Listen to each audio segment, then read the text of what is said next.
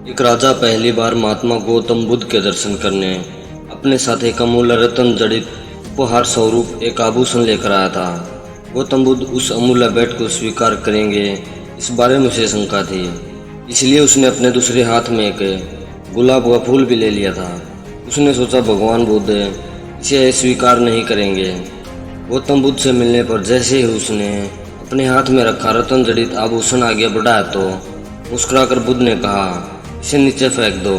राजा को बुरा लगा, फिर भी उसने वह आभूषण फेंक कर दूसरे हाथ में पकड़ा हुआ गुलाब का फूल अर्पण किया, यह सोचकर कि गुलाब में कुछ आध्यात्मिक, कुछ प्राकृतिक सौंदर्य भी शामिल है।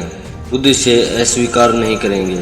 लेकिन फूल देने के लिए राजा ने जैसे ही अपने हाथ आगे बढ़ाए, बुद्ध ने फिर कहा, इसे नीचे गिरा दो। राजा परेशान हुआ। वह बुद्ध को कुछ देना चाहता था, पर अब उसके पास देने के लिए कुछ भी बचा नहीं था। तभी राजा को स्वयं का ख्याल आया। उसने सोचा, वस्तुएं भेंट करने से बेहतर है कि मैं अपने आप को ही भेंट कर दूं। ख्याल आते ही उसने अपने आप को बुद्ध को भेंट करना चाहा। बुद्ध ने फिर कहा, नीचे गिरा दो। गौतम बुद्ध के जो शिष्य वहाँ मौजूद थे, वे राजा की स्थिति को देखकर हंसने लगे।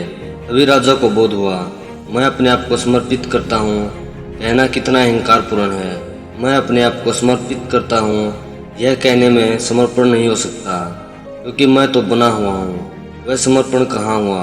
इस बोध के साथ राजा स्वयं बुद्ध के पैरों पर गिर पड़ा। इस कहानी से हमें यह सीखने को मिलता है कि हमें कभी भी अहंकारी नहीं बनना चाहिए। अहंकार हमारे जीवन को बर्बाद कर सकता है।